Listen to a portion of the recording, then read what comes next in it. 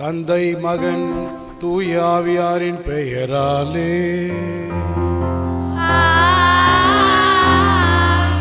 நம் ஆண்டவராகிய இயேசு கிறிஸ்துவின் அருளும் கடவுளின் அன்பும் தூய ஆவியாரின் நட்புறவும் உங்கள் அனைவரோடும் இருப்பதாக.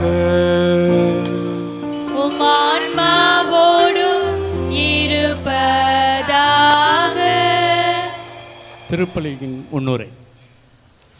அன்புக்குரியவர்களே, நாம் திருவருகையின் காலத்தின் 3ஆம் ஞாயிறு மகிழ்ச்சியின் ஞாயிறு என்று அழைக்கப்படுகின்றது.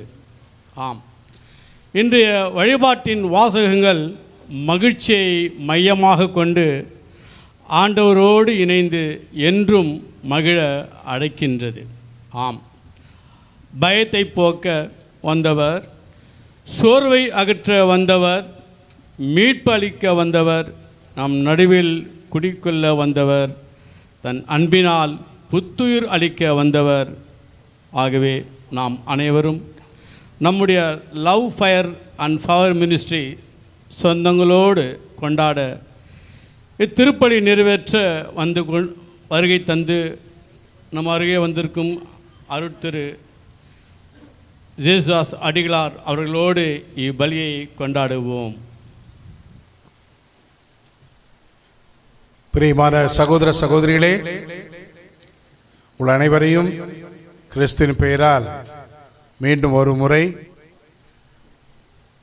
இந்த மகிழ்ச்சியின் ஞாயிற்றுக்கிழமை நற்கருணை கொண்டாட்டத்திற்கு நான் அன்போடு வரவேற்கின்றேன். இந்த திருப்பலியை நாம் தகுந்த முறையில் ஒப்பு கொடுக்க வேண்டுமென்றால் நமது குற்றங்களையும் பாவங்களையும் நினைத்து இறைவனிடம் மன்னிப்பை வேண்டி நாம் தயார் செய்து இந்த திருப்பலியை நாம் ஒப்பு கொடுப்போம்.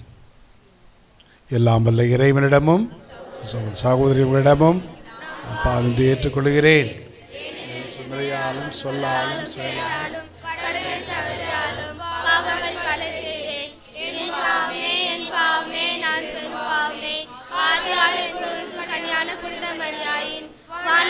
புனிதர் அனைவரையும் சகோதர சகோதரிகளே நம் இறைவனாகிய ஆண்டவரிடம் எனக்காக வேண்டிக் கொள்ள மாட்டாடுகிறேன்.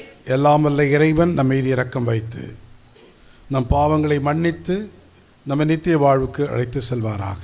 ஆமென்.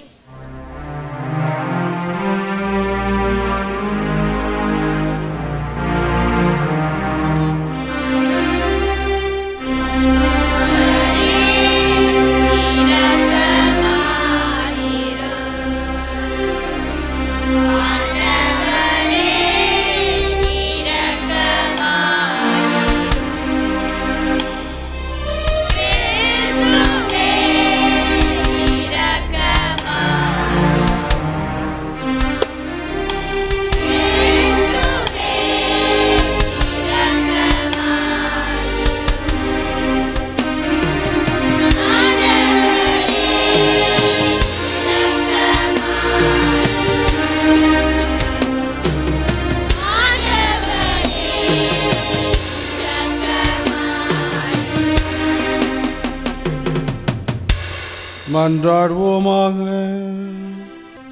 உண்மையும் நேர்மையும் உள்ள நெஞ்சங்களில் நீர் குடிகொள்வதாக உறுதியளித்துள்ளேரே, எங்கள் உள்ளங்களில் தங்குவதற்கேற்றவாறு நாங்கள் வாழ எங்களுக்கு அருள்வீராக.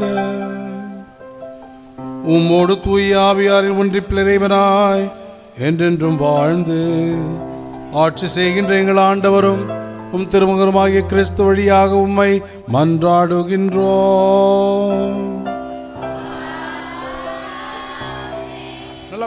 இறைவாக்கினர் செப்பனியாக்கு எழுதிய நூலிலிருந்து முதல் வாசகம். அதிகாரம் 3. இறைவார்த்தைகள் 14-17 முடிய.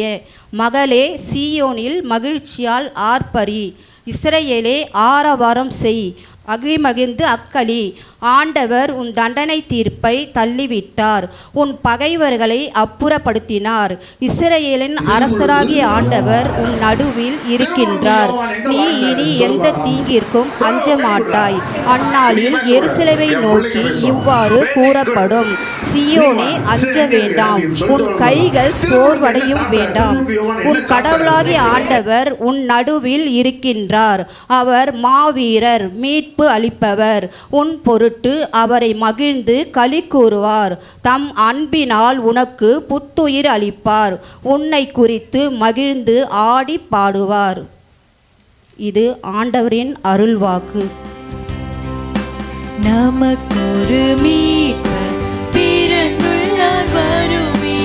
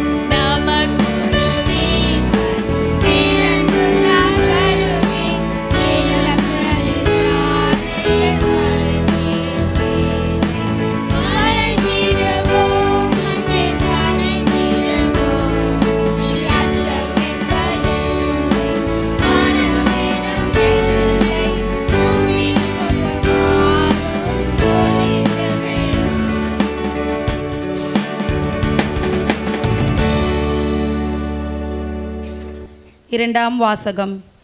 பிலிப்பியர் 4 அதிகாரம் 4-7 முடிய. சகோதர சகோதரிகளே, ஆண்டவரோடு இணைந்து என்றும் மகிழுங்கள். மீண்டும் கூறுகிறேன், மகிழுங்கள். கனிந்த உங்கள் உள்ளம் எல்லா மனிதருக்கும் தெரிந்திருக்கட்டும். ஆண்டவர் அண்மையில் உள்ளார். எதை பற்றியும் கவலைப்பட வேண்டாம். ஆனால் நன்றியோடு கூடிய இறைவேண்டல், மன்றாட்டு ஆகிய அனைத்தின் வழியாகவும் கடவுளிடம் உங்கள் விண்ணப்பங்களை தெரிவியுங்கள். அப்பொழுது அறிவெல்லாம் கடந்த இறை அமைதி கிறிஸ்து இயேசுவோடு இணைந்துள்ள உங்கள் உள்ளத்தையும் மனத்தையும் பாதுகாக்கும். இது ஆண்டவர் வழங்கும் அருள்வாக்கு.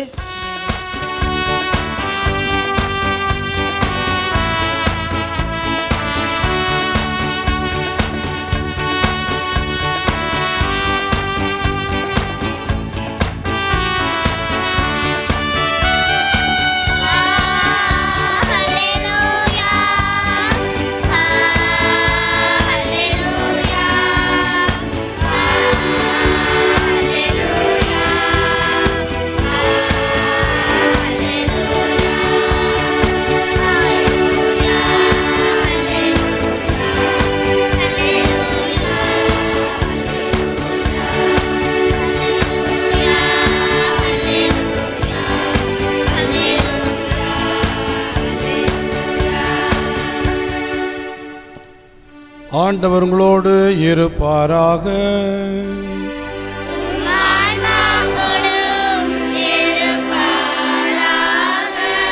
லூக்கா எழுதிய பரிசுத்த நற்செய்தியிலிருந்து வாசகம்.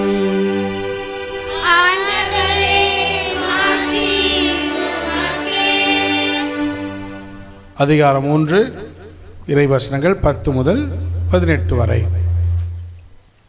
அக்காலத்தில் திருமுழுக்கு யோவான் போதித்துக் கொண்டிருந்த போது, நாங்கள் என்ன செய்ய வேண்டும் என்று கூட்டத்தினர் அவரிடம் கேட்டனர்.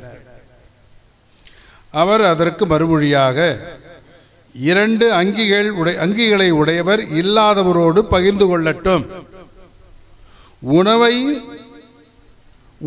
உடையவரும் அவ்வாறே செய்யட்டும் என்றார். வரி தண்டுவோரும் திருமுழுக்கு பெற வந்து, போதகரே, நாங்கள் என்ன செய்ய வேண்டும் என்று அவரிடம் கேட்டனர். அவர் உங்களுக்கு குறிக்கப்பட்ட தொகைக்கு அதிகமாக எதையும் தண்டாதீர்கள் என்றார். படை வீரரும் அவரை நோக்கி, நாங்கள் என்ன செய்ய வேண்டும் என்று கேட்டனர். அவர், நீங்கள் எவரையும் அச்சுறுத்தி பணம் பறிக்காதீர்கள், யார் மீதும் பொய்க்குற்றம் சுமத்தாதீர்கள், உங்கள் ஊதியமே போதும் என்றிருங்கள் என்றார். அக்காலத்தில் மக்கள் மீட்பரை எதிர்பார்த்து கொண்டிருந்தார்கள். ஒருவேளை யோவான் மெசியாவாக இருப்பாரோ என்று எல்லோரும் தங்களுக்குள் எண்ணிக்கொண்டிருந்தார்கள். யோவான் அவர்கள் அனைவரையும் பார்த்து, நான் தண்ணீரால் உங்களுக்கு திருமுழுக்கு கொடுக்கிறேன், ஆனால் என்னை விட வலிமை மிக்க ஒருவர் வருகிறார், அவருடைய மிதியடி வாரை அவிழ்க்க கூட எனக்கு தகுதி இல்லை என்று, அவர் தூய ஆவி என்னும் நெருப்பால் உங்களுக்கு திருமுழுக்கு கொடுப்பார், அவர் சுளகை தம் கையில் கொண்டு கோதுமை பதரை பிரித்தெடுப்பார், கோதுமைகளை தம் களஞ்சியத்தில் சேர்ப்பார், பதரையோ அணையா நெருப்பிலிட்டு சுட்டெரிப்பார் என்றார். மேலும் பல அறிவுரைகளை கூறி மக்களுக்கு நற்செய்தியை அறிவித்தார். கிறிஸ்துவின் நற்செய்தி. உங்களை எல்லாம் நான் பார்க்கறதுல ரொம்ப மகிழ்ச்சி அடைகிறேன். நான் உண்மையிலேயே இது போன்ற இடத்துக்கு வருவேன் நான் எதிர்பார்க்கலை. இவ்வளவு அழகான ஒரு திரு அவை, குட்டி திருச்சபையை ஜெபித்து கொண்டிருப்பதை நான் எதிர்பார்க்கலை. சின்ன சிறுசுங்க அழகாக பாட்டு பாடுவாங்கன்னு நான் எதிர்பார்க்கல. கடவுள் நமக்கு இப்படி தான் பெரிய பெரிய பெரிய புதுமைகளையும் சர்ப்ரைஸ் அற்புதங்களையும் அதிசயங்களையும் செய்து கொண்டிருக்கிறார். இன்றைக்கு ஒரு மிக மகிழ்ச்சியான நாள், எல்லாருக்கும் மகிழ்ச்சியான நாள். அதனால் நம்மலாம் சேர்ந்து அவங்கவுங்க உட்கார்ந்த இடத்துலேருந்து மகிழ்ச்சியான ஒரு பாடலோடு ஆரம்பிக்குமா?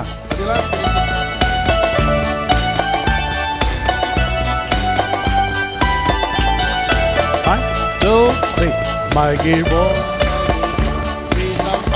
மகிழ்வோம், இயேசுராஜனம் சொந்தமாகினார். மகிழ்வோம், மகிழ்வோம், மகிழ்வோம், இயேசுராஜனம் சொந்தமாகினார். இந்த பாரதத்தில் சொந்தக்காரர் அவர், எந்த உள்ளத்தில் சொந்தமானார். இந்த பாரதத்தில் சொந்தக்காரர் அவர், எந்த உள்ளத்தில் சொந்தமானார். ஆனந்தமே பரமானந்தமே, இது மாபெரும் பாக்கியமே. ஆனந்தமே பரமானந்தமே, இது மாபெரும் பாக்கியமே. இந்த பாதரத்தில் சொந்தக்காரர் அவர், எந்த உள்ளத்தில் சொந்தமானார். இந்த பாதரத்தில் சொந்தக்காரர் அவர், எந்த உள்ளத்தில் சொந்தமானார். சின்னஞ்சி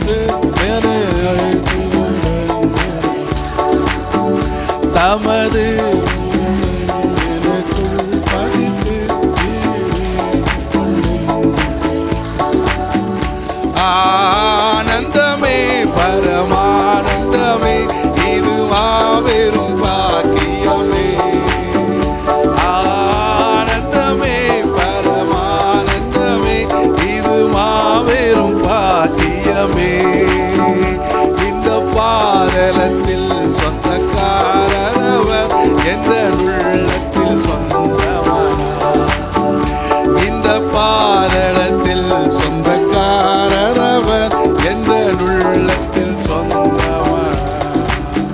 வெரி குட். எவ்வளவு அழகா பாடுங்க தெரியுமா? மகிழ்ச்சியாய் இருங்கள். இதை விட அப்புறம் தான் மற்றதெல்லாம். எடுத்த உடனே சொன்னது என்ன தெரியுமா? மகிழ்ச்சியாய் இருங்கள். அடுத்து என்ன சொல்ற? அதே லைன்ல ஆர்ப்பரியுங்கள், அதே இதில் அக்களியுங்கள், அகமகிழுங்கள். இதெல்லாம் என்ன? இதெல்லாம் மகிழ்ச்சி. நான் தான் முதல்ல கேட்டேன், யாரெல்லாம் மகிழ்ச்சியாக இருக்கீங்கன்னு. இந்த உலகத்தில் கடவுள் நம்மளை படைச்சி எல்லாத்தையும் படைச்சார். இதெல்லாம் படைச்ச மயில கொடுத்து என்ன செய்ய சொன்னார் தெரியுமா? ஏய், சந்தோஷமா இரியா, சந்தோஷமா இரு, மகிழ்ச்சியா இரு. இந்த உலகத்தில் மகிழ்ச்சியா இருக்கிறத வண்டி வேற எதற்காகவும் கடவுள் நம்மளை படைக்கலை. ஆனால் மனுஷன் என்ன நினைக்க தெரியுமா? இந்த மகிழ்ச்சி எங்கெங்கேயோ இருக்குன்னு ஓடுறோம். சில பேர் நினைக்கிறாங்க மகிழ்ச்சி, இந்த மகிழ்ச்சி பாருங்க தமிழில் என்ன அழகான வாரு, மகிழ்ச்சியாயிரு, அக்களிப்போடிரு, ஆரவாரம் செய், அக்களித்து களிக்கூறு, எவ்வளோ வார்த்தைங்க இருக்கு. இதெல்லாம் எங்கிருந்து கிடைக்கும்? எப்படி கிடைக்கும்? இந்த மகிழ்ச்சியெல்லாம் எதை சார்ந்து இருக்கு? நம்ம என்ன நினைக்கிறோம்? மகிழ்ச்சினாக்கா நல்லா சாப்பாடு போட்டாங்க மகிழ்ச்சி இருக்கலாம். எவ்வளோ நேரம் சாப்பிட முடியும்? கொஞ்ச நேரம் சாப்பிடலாம், அப்புறம் நல்லா போயா விட்டுடும். சின்ன குழந்தைங்களுக்கு ஐஸ்கிரீம் கொடுத்தா மகிழ்ச்சி. எவ்வளோ நேரம் சாப்பிட முடியும்? உணவு ஒருவனுக்கு மகிழ்ச்சியை தராது, உடை ஒருவனுக்கு மகிழ்ச்சியை தராது, உடைமை ஒருவனுக்கு மகிழ்ச்சி தராது. இன்னும் சொல்ல போனால் செல்வம் ஒருவனுக்கு வாழ்வை தராது, மகிழ்ச்சியை தராது சொல்லிட்டாங்க. எது? இது எல்லாம் ஒரு நாள் இத்து போகும், இற்று போகும், அற்று போகும், ஒழிந்து போகும், எல்லாம் போயிடும். அப்போ ஏது என்ன நமக்கு மகிழ்ச்சியை தருது? அட போங்க சாமி, உங்களுக்கு என்ன தெரியும்? நாங்கள் படுற கஷ்டம் உங்களுக்கு தெரியுமா? இந்த குடும்பத்தில் இங்கே வச்சுக்கிட்டு, இவரை வச்சுக்கின்னு, இவங்கள வச்சுக்கின்னு, அதை வச்சுக்கிட்டு, அந்த கடனில் இதில் அது உங்களுக்கு என்ன? சாமியார் டேபிளில் எல்லாம் ரெடியாக இருக்கும், சமைக்க ஆள், துவைக்க ஆள், பெருக்க ஆள், ஓட்ட ஆள், எல்லாத்துக்கும் ஆள். உங்களுக்கு என்ன சாமி கஷ்டம்? சாமியாரை பற்றி சொன்னோன்னா நிறைய சிரிப்பு வருது. சாமியார்களை பற்றி சொன்னால் ஒரு வேளை இருக்கலாம். ஆனால் உண்மையிலே இப்படி எல்லாமும் வெளியிலேருந்து வர்றதெல்லாம் ஒரு மனுஷனை மகிழ்ச்சியாக வச்சிருக்க முடியுமா? இல்லை. இந்த மகிழ்ச்சி, கிறிஸ்துவ மகிழ்ச்சி என்பது, அக்களிப்பு என்பது, ஆர்ப்பரிப்பு என்பது உள்ளத்தை சார்ந்தது. சாப்பாடே இல்லைனாலும் பரவாயில்ல, பட்னியாக இருந்தாலும் பரவாயில்ல. எத்தனையோ பேர் தாம் பட்னியாக இருந்து மற்றவங்களுக்கு உணவு கொடுத்து மகிழ்ச்சியாக இருக்கிறாங்க, ஆர்ப்பரிச்சிருக்காங்க, குடும்பத்திலே இருக்கிறாங்க, சாப்பிட மாட்டாங்க. கடைசியில் 3-4 பூரா இருப்பாங்க. மற்றவங்களுக்கு கொடுத்துட்டு இல்லைன்னா கூட போகிற மகிழ்ச்சியாக இருப்பாங்க. அவங்கள கூப்பிட்டு கேட்டு பாருங்கள், அழமாட்டாங்க. நான் என்ன சாப்பிடாதுன்னு உங்களுக்கு தெரியுமா? அழமாட்டாங்க. சொல்லி பாருங்கள், என்னம்மா அதை விடுங்க, இது என்ன பெரிய விஷயமா? விடுங்க. மகிழ்ச்சியோடு எத்தனை குடும்பங்கள் பல கஷ்டங்களிலும் சவால்களிலும் துன்பங்களிலும் அவர்கள் இன்னும் மகிழ்ச்சியை தங்களுக்குள் வைத்திருப்பதற்கு காரணம் என்ன தெரியுமா? அவங்க தங்களுக்குள்ள மகிழ்ச்சி வைத்திருப்பதற்கு காரணம் அவர்களுக்குள் ஏதோ ஒரு மிகப்பெரிய உண்மையான ஒரு சக்தி இருக்குது. 2ஆம் வாசகத்தில் அதை ரொம்ப அழகாக சொல்கிறாரு ஆண்டவர். என்ன சொல்கிறாரு? இங்கே பாருங்க, எப்பொழுதும் மகிழ்ச்சியாக இருங்க, எப்பயும் மகிழ்ச்சியாக இருங்க. இதை விட ஒரு மனுஷன் நம்மளை வேண்டி கேட்க முடியாது. சொல்கிறாரு பாருங்க, என்ன நடந்தாலும் சரிங்க, நீங்கள் ஒன்றும் பண்ண போகிற ஆண்டவர் அது வேறமா சொல்லுவார். நீ கவலைப்படுவதால் ஒரு முழம் நீ கூட்ட முடியுமா, குறைக்க முடியுமா? முடியாது. ஆக கவலையை விடுங்க சொன்னாங்க அந்த அம்மா. கவலைப்படாதீங்க, எந்த நேரத்திலும் எந்த சூழலிலும் மகிழ்ச்சியாயிருங்கள், இறைவேண்டலில் நிலைத்திருங்கள், நன்றி கூறுங்கள். இதெல்லாம் எவ்வளோ பெரிய ஒரு நமக்கு அழைப்பு தெரியுமா? பெரிய அழைப்பு. ஆனால் பாருங்க, கடவுள் நமக்கு இந்த அழைப்பு, இந்த மகிழ்ச்சியின் அழைப்பை கொடுத்து சொல்கிறாரு, ஒரு மனுஷன் மகிழ்ச்சியாக இருக்கணும்னா நான் சொன்ன மாதிரி அவனுக்கு தேவையானது ஒன்று தான். அதாவது இந்த உலகில் எல்லாத்திற்கும் மேலான ஒரு பெரிய ஒரு புதையல், ஒரு பெரிய அழிக்க முடியாத ஒரு சொத்து, ஒரு அழிக்க முடியாத செல்வம். நான் 3 சொல்லிட்டேன். இது ஆண்டவர் ஏற்கனவே சொல்லிட்டார். அழியாத செல்வம், அழியாத செல்வம், பெரிய முத்து, அரிய முத்து, மிகப்பெரிய புதையல் இப்படின்னு நாம் தேடக்கூடியதல்ல, அவர் சொல்லக்கூடியது. யார் தெரியுமா? இந்த 3 அழியாத செல்வம் எது தெரியுமா? எது? இயேசு, இயேசு கிறிஸ்து, இறை வார்த்தை. அழியாத செல்வம் இறை வார்த்தை, அரிய முத்து இறை வார்த்தை, பெரிய புதையல் இறை வார்த்தை. இதெல்லாம் நம்மகிட்ட இருந்ததுன்னு வச்சுக்கேன், நமக்கு என்ன கவலை? ஒரு கவலையும் கிடையாது. இந்த உலகமே கவிழ்ந்தாலும் சந்தோஷம் இருப்பேன். ஏன்? என்கிட்ட இந்த உலகத்தில் அழிக்க முடியாத ஒரு செல்வம் இருக்குது. நீங்கள் தேடி தேடி அலைகின்ற அரிய முத்து என்கிட்ட இருக்கு.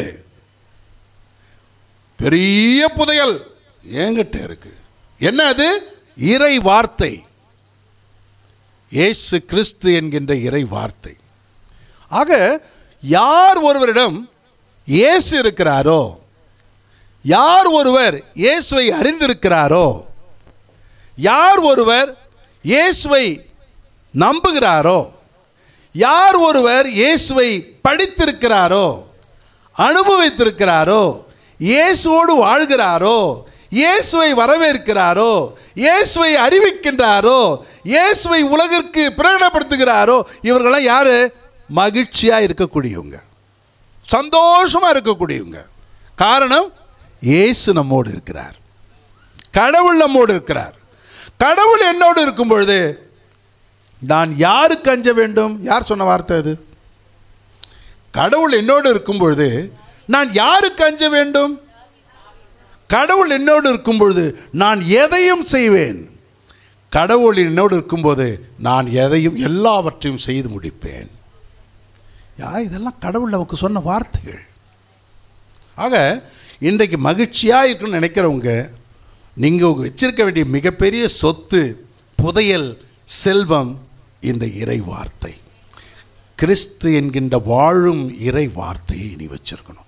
அதை படிக்கணும், அதை சிந்திக்கணும், அதை தியானிக்கணும், அதை வாழணும், அதை செய்யணும், அதை கொடுக்கணும், அதை அறிவிக்கணும். யோவான், திருவிழுக்கு யோவான், இதோ இறைவனின் செம்மறி அப்படின்னு சொல்லுவார்.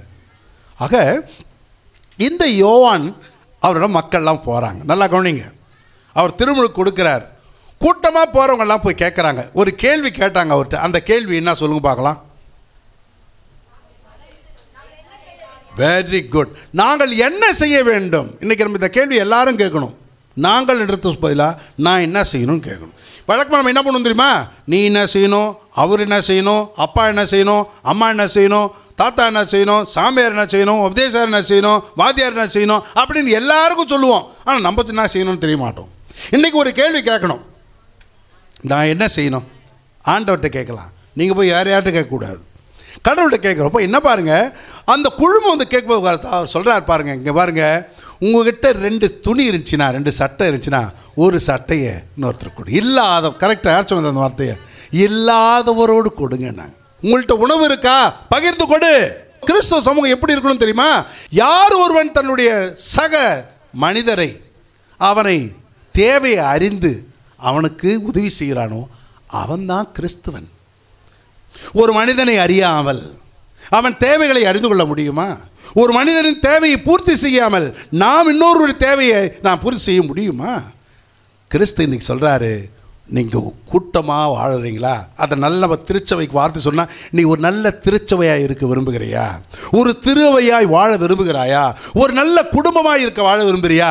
முதல்ல குடும்பத்திலிருந்து ஒருவரை நீங்கள் அறிந்து கொள்ளுங்கள், தெரிந்து கொள்ளுங்கள். அன்பு செய்தல் என்பது அறிந்து கொள்ளுதல். அறியாமல் ஒருவரை அன்பு செய்ய முடியாது, அன்பு செய்யாமல் ஒருவரை அறிந்து கொள்ள முடியாது. ஆக இன்றைக்கு நமக்கு கடவுள் கொடுக்கிற நற்செய்தி, நீங்கள் ஒருவரை ஒருவர் பகிர்ந்து வாழுங்கள். அந்த பகிர்தலில் இருக்கக்கூடிய ஒரு மகிழ்ச்சி இந்த உலகத்தில் எதுவுமே கிடையாது. இந்த பகிர்தலில் மிக உயர்ந்த ஒரு பகிர்தல், இதுக்கு மேலே எதுவுமே கிடையாது.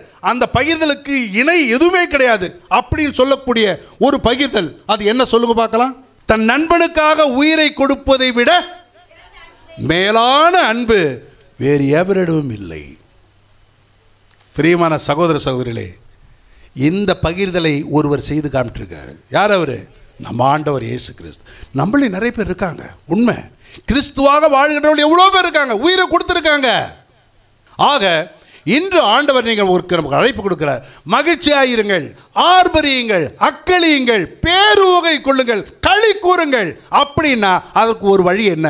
அப்படி என்றால் நாம் ஒருவரை ஒருவர் அன்பு செய்வதும், ஒருவருக்காக நாம் பகிர்ந்து கொள்வதும், ஒருவருக்காக நாம் விட்டு கொடுப்பதும், ஒருவரை மன்னிப்பதும், ஒருவரை ஏற்றுக்கொள்வதும், ஒருவர் மற்றவருக்காருடைய பெருமைகளை பேசுவதும், ஒருவரோடு இணக்கமாக வாழ்வதும், ஒருவருடைய குற்றங்களை ஏற்று மன்னித்து வாழ்வதும், இப்படி சொல்லிகிட்டே போன இதெல்லாம் ஒரே வார்த்தையில் சொல்லணும்னா நாம் நல்ல கிறிஸ்துவாக வாழ வேண்டும்.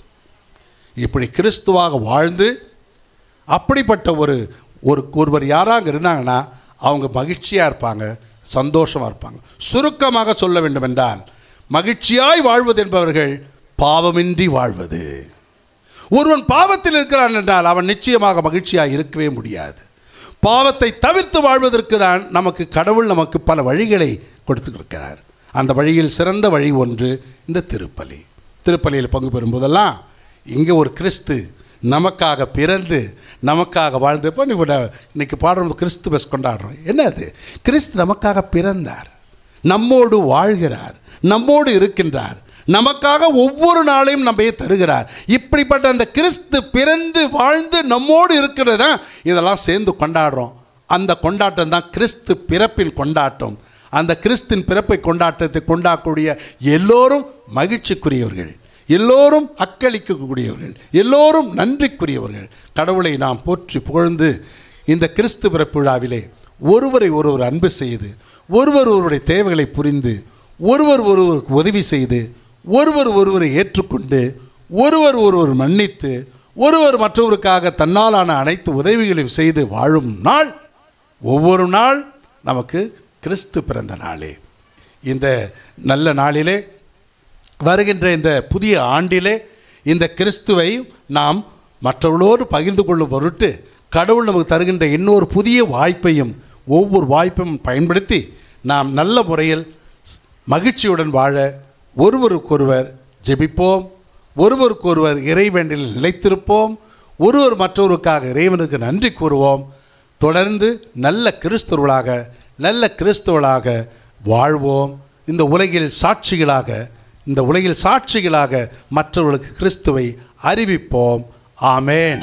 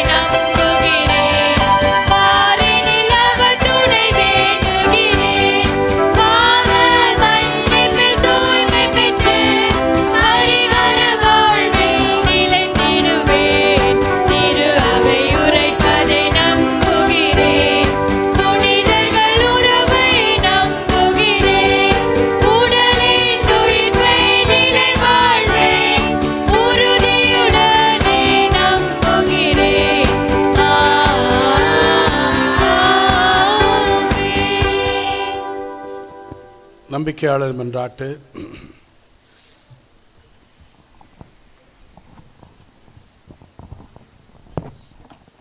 சிறந்து விளங்கும் இறைவா, திருவருகை காலத்தின் 3ஆம் ஞாயிறாக இன்று திரு அவையின் அனைத்து நலன்களுக்காகவும் உமது பணியினை சிறப்புடன் செய்திடவும் வேண்டிய அருளை பொழிந்திட வேண்டுமென்று பாலன் இயேசு வழியாக இறைவா உம்மை மன்றாடுகின்றோம். சிறந்து விளங்கும் இறைவா, எங்கள் குடும்பங்களில் சண்டை சச்சரவு இல்லாமல் மகிழ்ச்சியும் ஒற்றுமையும் சமாதானமும் நிலவ வேண்டும் என்று ஆண்டவரே உம்மை மன்றாடுகிறோம். என்ன கொடுப்பேன் நான் உனக்கு, என்ன கொடுப்பேனோ, என்ன கொடுப்பேன் நான் உனக்கு, என்ன கொடுப்பேனோ. என்னை தேடி வந்த தேவன் நீர் அல்லவோ, என்னை தேடி வந்த தேவன் நீர் அல்லவோ. என்ன கொடுப்பேன் நான், என்ன கொடுப்பேன், என்ன கொடுப்பேன் நான், என்ன கொடுப்பேன், என்ன கொடுப்பேன் நான் உனக்கு, என்ன கொடுப்பேனோ.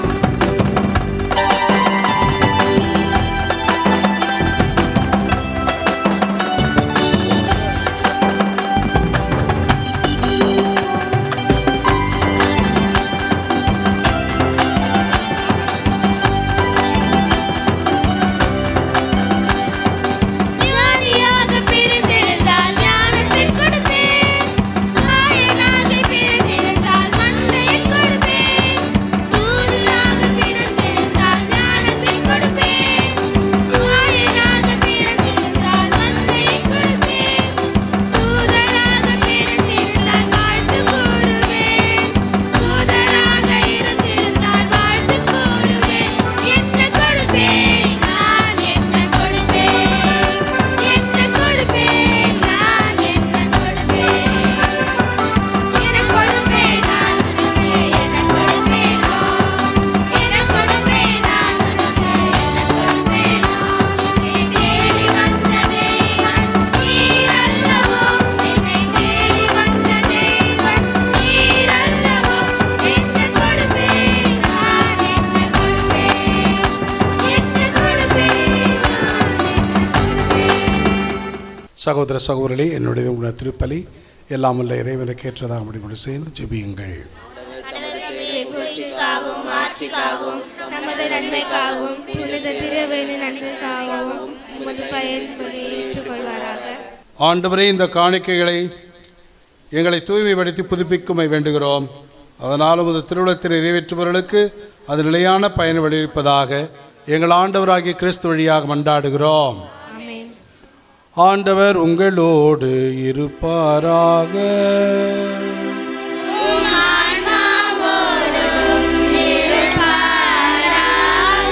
இதை எங்களை மேலே எழுப்புங்கள்.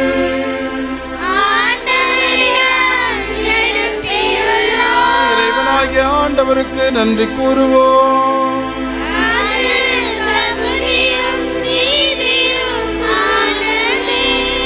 ஆண்டவரே, தூயவரான தந்தை, என்றும் உள்ள எல்லாம் உள்ள இறைவா, என்னாலும் இடத்திலும் நாங்கள் உமக்கு நன்றி செலுத்துவது மெய்யாகவே தகுதியும் நீதியுமாகும், எங்கள் கடமையும் மீட்புக்குரிய செயலுமாகும்.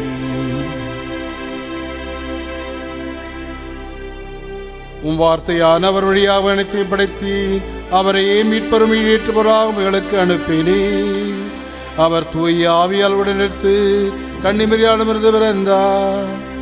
அவர் முதலை திருவுளத்தை நிறைவேற்றி புனித மக்களை முக்கு பெற்று தரதம் கைகளை விரித்து பாடுபட்டார்.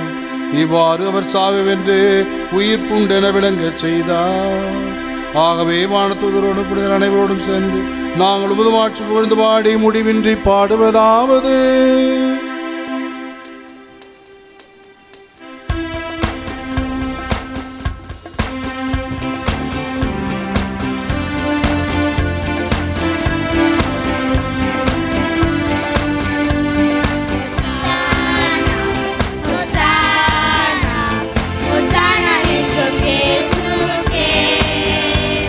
Hosanna, Hosanna, Hosanna,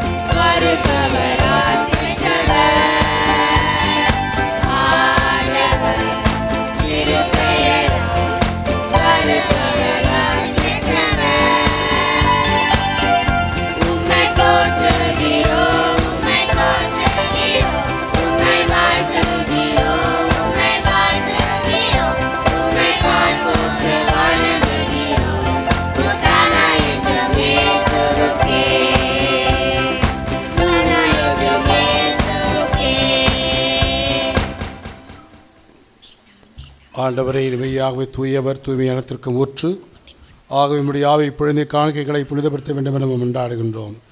இவ்வாறு எங்கள் ஆண்டவர் இயேசு கிறிஸ்துவின் உடலும் இரத்தமுமாக எங்களுக்கு இவை மாறுபனவாக. அவர் பாடுபட குணமடைந்து தம்மை கையெடுத்த போது அப்பத்தை எடுத்து நன்றி செலுத்தி அதை பிட்டு தம் சீடருக்கு அளித்து கூறியதாவது: அனைவரும் இதிலிருந்து பெற்று உண்ணுங்கள், ஏனெனில் இது உங்களுக்காக கையளிக்கப்படும் என் உடல்.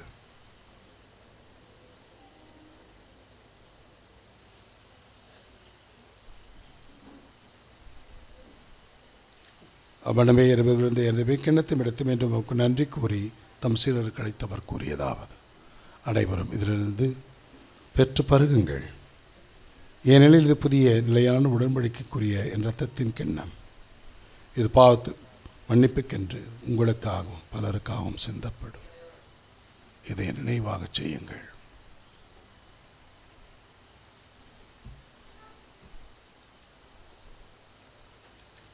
நம்பிக்கையின் மறைபொருள். ஆகவே ஆண்டவரே, நாங்கள் கிறிஸ்துவின் இறப்பையும் உயிர்ப்பின் நினைவு கூர்ந்து வாழ்தரும் அப்பத்தையும் மீட்பளிக்க கிண்ணத்தையும் ஒப்பு கொடுக்கின்றோம். உம் திருமுன் என்று ஊழியம் புரிய தகுந்தவர்களை நாங்கள் ஏற்றுக்கொண்டே நமக்கு நன்றி செலுத்துகின்றோம்.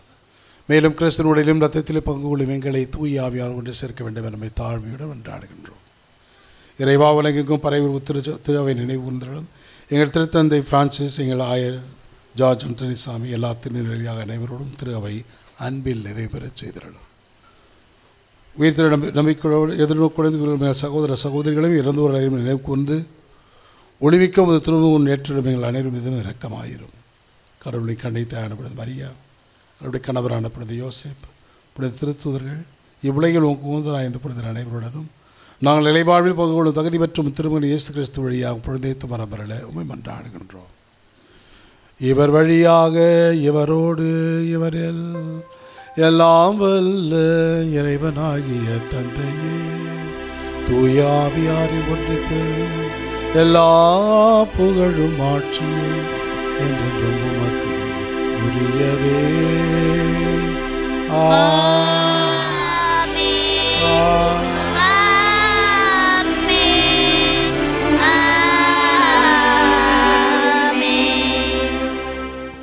மீட்பரின் கட்டளையால் கற்பிக்கப்பட்டு இறைபணிப்பினால் பயிற்சி பெற்று நாம் துணிந்து ஜெபிப்போம். விண்ணுள்ள இருக்கின்ற இன்று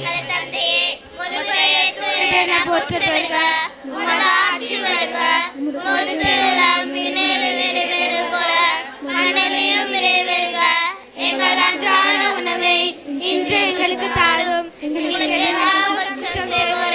நாங்கள் மன்னிப்பது போல எங்கள் குற்றங்களை மன்னியும், எங்களை சோதனைக்கு உட்படுத்தாதையும் தீமையிலிருந்து எங்களை விடுவித்தருளும். ஆண்டவரை தீமை அனைத்து எங்களை விடுவித்து எங்கள் வாழ்நாள் அமைதியை கனிவுடன் நலம் கொண்டாடுகின்றோம்.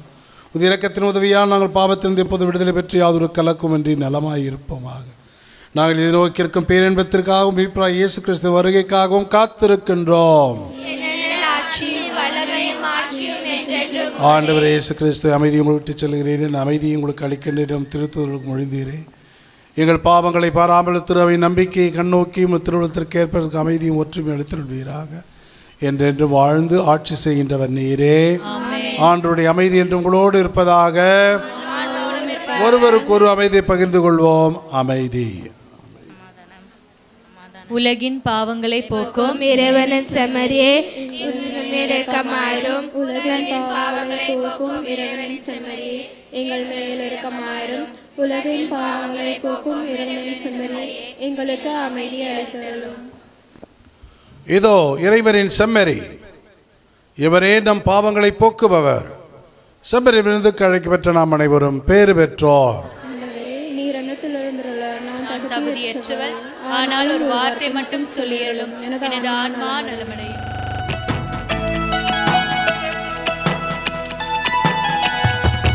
பெத்தலையில் பிறந்தவரை போற்றி துதி மனமே, இன்னும் பெத்தலையில் பிறந்தவரை போற்றி துதி மனமே.